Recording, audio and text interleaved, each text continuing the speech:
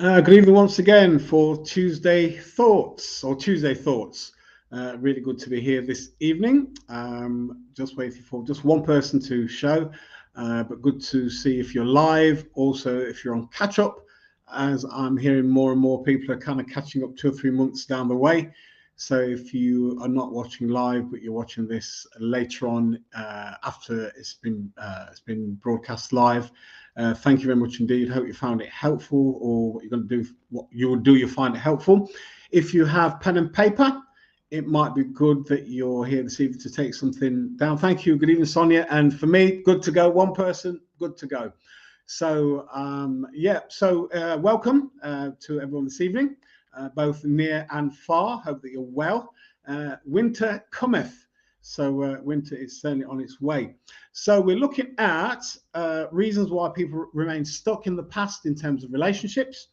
We're going to explore that this evening. But for anyone who may be watching for the first time, my name is Delroy Hall, a trained counsellor, trainer, lecturer, and teacher, and been involved in this now for 3.5 years. Started this in the first lockdown. Didn't think I'd still be doing it, but I still am, and I'm enjoying it. A place for Q&A, for people to ask questions, for comment, for commentary. And it's just hints and tips. This is no substitute. Good evening, Jenny. No substitute for going to your doctor, going to see a counsellor, or therapist, or psychologist to kind of work through things. And in terms of, this has been kind of 3.5 years now I've been doing this, or just about, and I'm really going to be changing the format. I'll say more about it. Certainly mark in your diary for the 11th, Saturday, the 11th of November. There'll be a workshop that's going to be in person. So that's looking at betrayal as a topic that I did some time ago.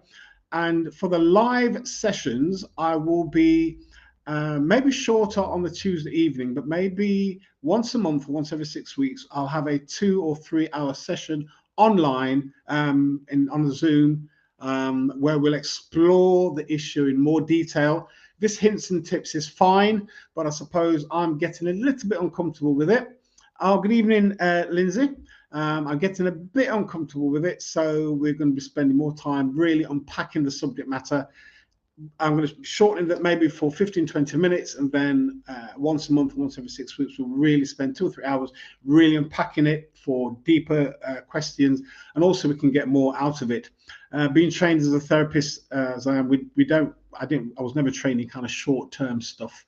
It was really long-term to kind of get to the bottom of difficulties and so forth. But I'll keep you posted with what's happening. But I just want to say as well, also, thank you for those who have been watching from the beginning and those who are just starting now to watch. I think somebody mentioned, yes, I was in Cheltenham on Saturday night, and I was at a particular event, and somebody came up to me, a medical doctor, and I shan't name him, and he grabbed me, he shook me by the hand, he says, Delroy, I want to thank you for what you're doing. He said, every Tuesday night I watch, and he said, you're changing people's lives. Well, if that's happening, absolutely fantastic. I want to do more of it. So if you're watching this evening, doctor, just say a huge thank you for just kind of the words of encouragement, really appreciating it. So tonight we're going to be looking at, for about 20 minutes or so, the whole thing about why people stay stuck in relationships.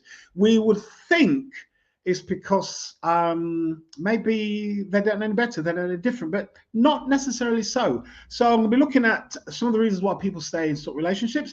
What I tend to, obviously I do research and so forth, so if I use anybody else's work, I quote them, I cite my sources, but quite often I cite the source and I will develop it, put my own spin on it, and so forth. So last week, you remember, we looked at attachment styles. There was the, just remind myself, the avoidant type, dismissive avoidant, fearful avoidant, and how they played out in our relationships. I'm going to revisit one this evening in a little while. So one of the reasons why people remain stuck in past relationships, so they could be either single or they're in one at the moment. One of the reasons why they remain stuck is that they cannot imagine a life or a future being different. This is how I am. Good evening, Jerry. Good evening. So this is how I am, and I've always been like this, and things aren't going to change. So they go quite often in and out of relationships. Sometimes they can get relationships really easy, but the relationships don't last long. So they're stuck because they cannot imagine a life different from what they've been doing so far. So that's really, really important to know that. And also there's repeated patterns, and they will just think, well, this is how I am and I can't change it. It's how amazing that there's so many things we can change, and I'll say a little bit more about that in a bit. One of the things why some people get stuck is that they've walled themselves in, quite often started off in childhood. So when children experience a lot of trauma, they build defenses or walls to protect themselves from being hurt. That's good when you're a child, because it's about survival. But when you become an adult, that way of operating doesn't function. So what happens is that they have trust issues. So they can form relationships, but there's a real trust issue, and that can cause significant problems in a relationship. They don't get close to people, and people can't get close to them. They're forever keeping people away. They don't sit and think about it, but as somebody gets really close, they kind of push them away. So what happens? They are safe, but alone. And one of the things I say to people is that when we were young, we experienced these episodes. We protect ourselves by building this invisible wall. The danger, of course, is that the danger is this: we keep ourselves safe, but then we stop ourselves, or we prevent ourselves experiencing joy and happiness.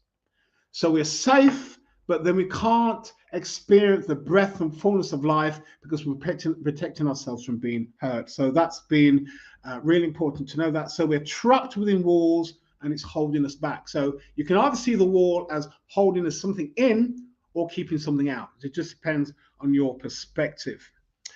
Another reason why some people are just remain stuck is that they are comfortably uncomfortable. Destructive life patterns are now embedded in their way of being, and it's just a lived experience. They go into relationships, certainly romantic ones, knowing that it's going to, at some point, it's going to end. And sometimes what happens with some individuals, and I've seen it over the years, and some of you listening may know this, you'll have somebody who's been in lots of very, very abusive relationships. They meet somebody, they want to meet somebody. Good evening, Dave, and anyone else who's joining us later. They're sick and tired of the abusive relationships, but they're stuck in that type of relationship. They meet somebody who treats them really well, and before long, what they do, they sabotage the relationship, and then the relationship ends.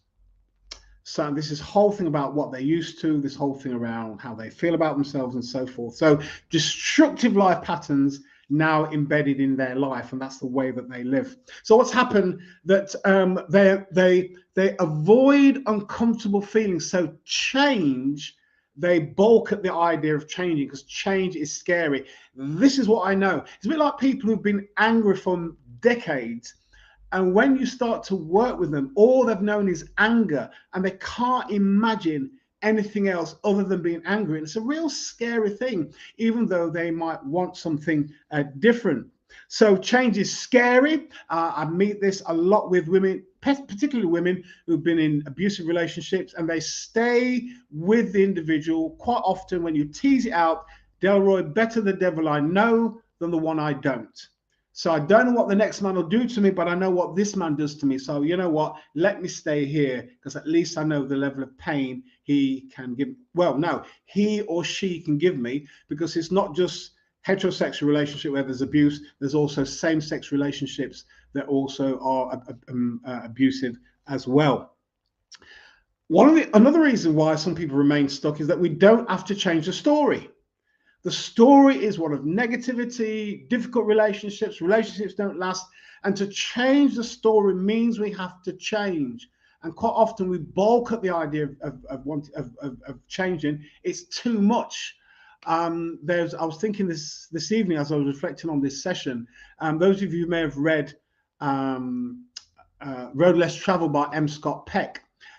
Brilliant book. And he talks about one of his sadness in therapy. You can do some really good work, and then when people realize they have to change, they stop therapy. The thought of change and the impact it may have on relationships, even though life will be better, they remain stuck because the thought of change is just too much. In fact, the thought of change is more painful than stopping in the stuckness in the what they're in. Good evening, Marcia, and anyone else who's joining us at this time.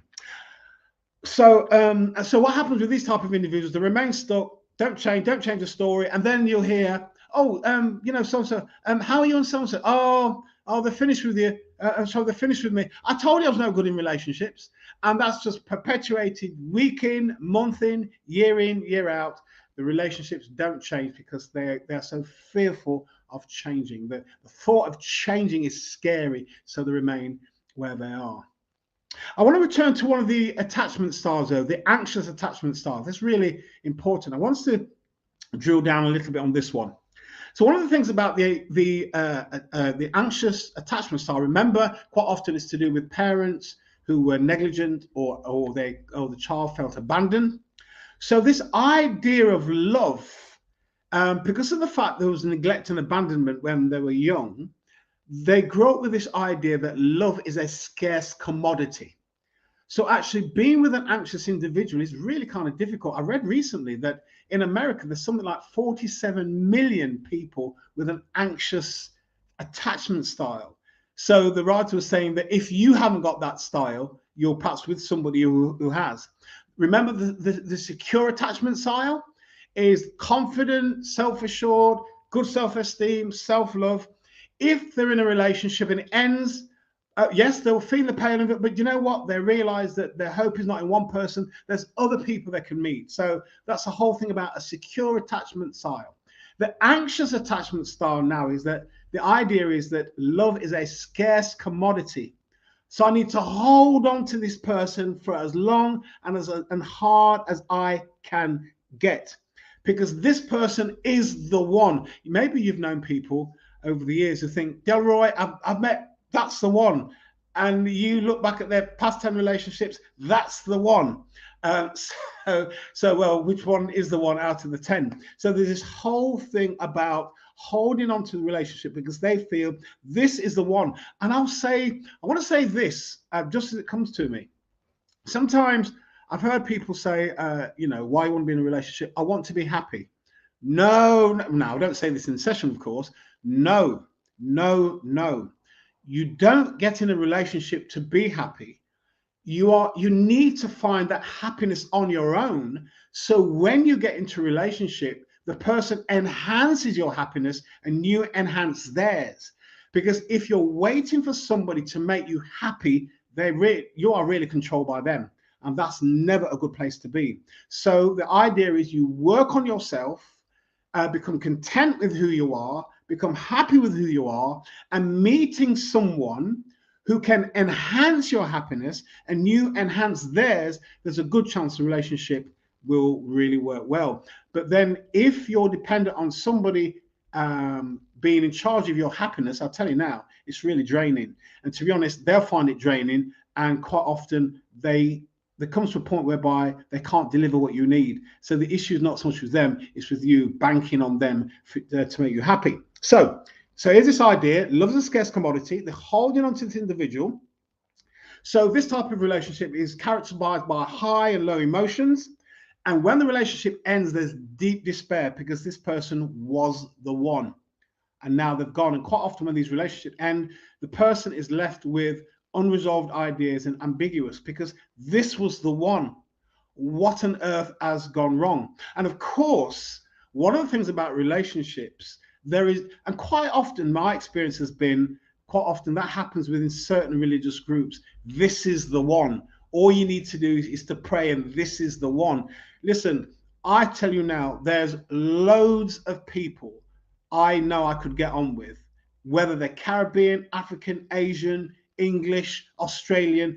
There's a whole range of people I know I could get on with and go very attached to.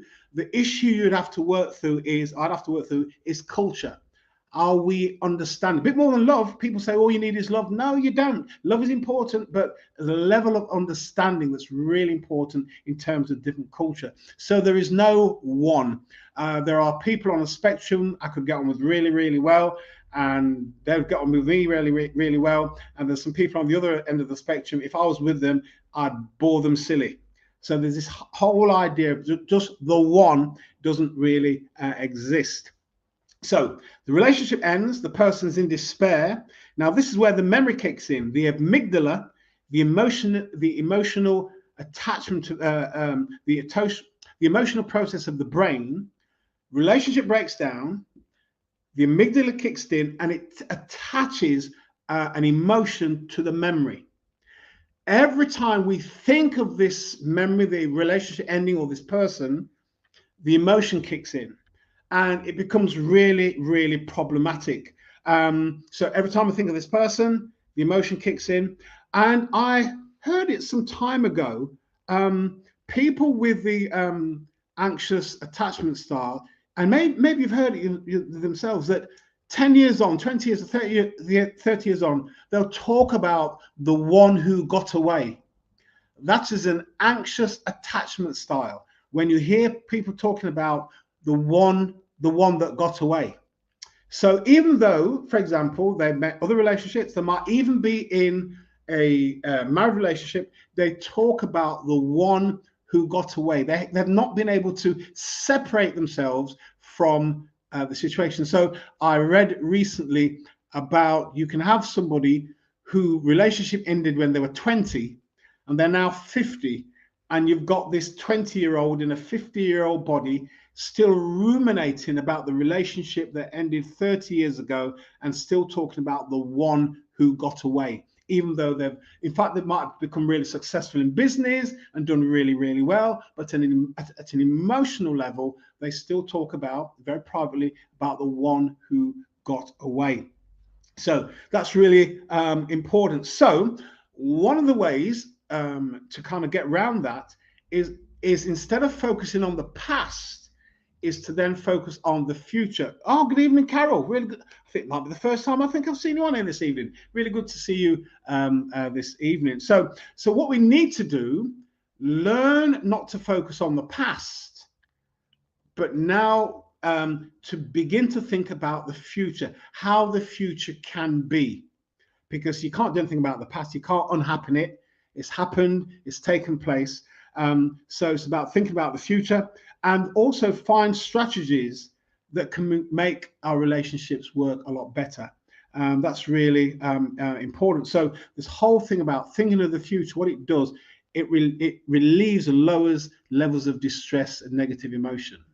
If we focus on the past, we've got the memory, and what happens every time we ruminate, think about what happened, and the emotion, what we do, we strengthen the emotional tie to the experience. And what we need to do is to break away from that and doing something a lot different.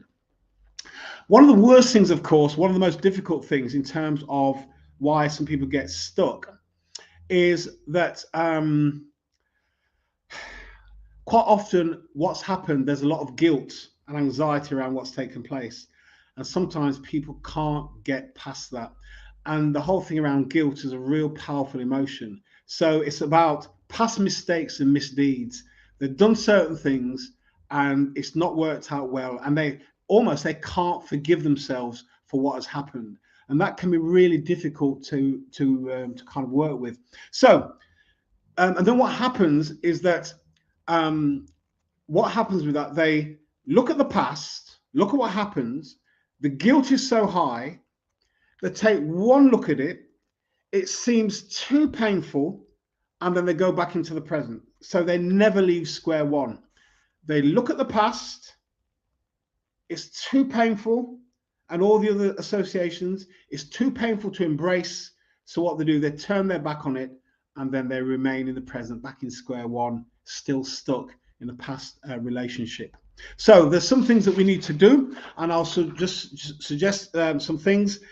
This is where, what I said earlier on, it's this kind of working through that's going to be really important. Because sometimes after the session is done, perhaps you've learned some stuff, but then it really needs being able to sit with the material and actually work it through. I recall many years ago, there's a relationship, a friendship I had with somebody which really had to end. And I remember writing about it. And I know historically I was somebody, if I've grown attached to anybody or I can kind of hurt quite easy. And I remembered writing about it. And within a couple of months, I worked through it. Whereas in time past, it would have taken me many months. So there's this whole thing about embracing the thing that we find really difficult. Remember, there's a quote by Benjamin Hardy, an organizational psychologist. Progression begins with honesty. So part of the deal is, part of freeing yourself up from being stuck is being honest with where you are. Sometimes in the therapy, it takes quite a while for people to become really, really honest. And we can't see, one of the things about counseling, it depends on people being honest. And sometimes, sometimes people can tell you a story, and sometimes you kind of sense that this story, there's something's missing here. Now, you can't say to a client, I think you're lying. that ain't good for business. But what you can say is, I'm listening to your story, but there's something not quite hanging together. That's a lot. It's better, isn't it, than actually saying, well, I don't believe your story. You say, look, I'm hearing your story. And sometimes people do miss bits out because there's embarrassment, there's shame, or I don't think it's really important, but actually it's a part of who you are. It's a kind of story. So this whole thing about wanting to free yourself up, and it takes some courage when we start looking at ourselves. But one of the things I wanted to say, as I mentioned it last week, I want to mention it today. I heard this from a guy called Paul Scanlon. I'm a part of an international mentoring group, so I'm actually encouraging people to look at themselves and all the rest of it. It's something I'm doing as well. He says, become curious. He says, curiosity is your superpower. So when we become curious about what's going on for us, it's a superpower.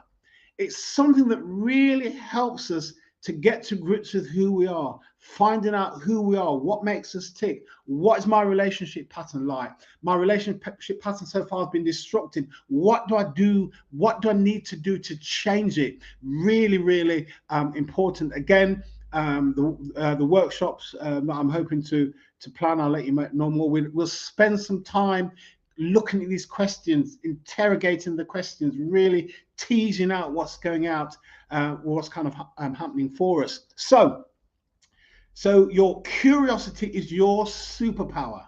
You use it to delve into what's happening. If you remember, I spoke last week about self-detective, and if you Google it, there's loads of information. Becoming a self-detective. What's going on for me that causes me to react and to respond in the way that I have done for years? That's really, really important. Listen, if anybody wants to add a question or drop a question in, or a comment, please do.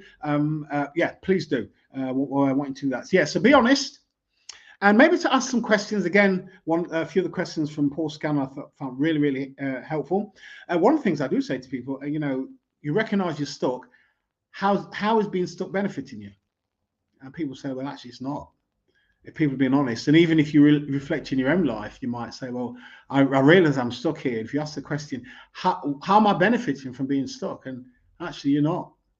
So then, okay, I'm not benefiting. What am I going to do about it? So there's this whole thing. Once you know the truth, and I don't like the term living my truth. I don't know where that's coming from, but and maybe people will disagree with me, but when you know the truth and you start exploring and you know the truth, you can't unknow it. So then, in a sense, you've got a responsibility yourself to then do something about the truth. So if you realize you're stuck, well, are you stuck, Delroy? I am. What are you going to do about it? That is the question. In a sense, you can't dodge. If I dodge the question today, believe you me, it'll come back in 2 weeks' time. I need to do something about it. So how am I benefit from being stuck?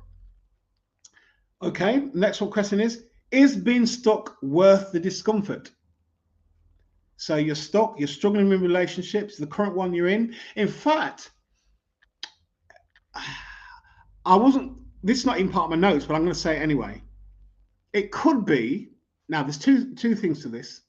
It could be that you are in a relationship presently, you're not enjoying it, they're not enjoying you because you're stuck.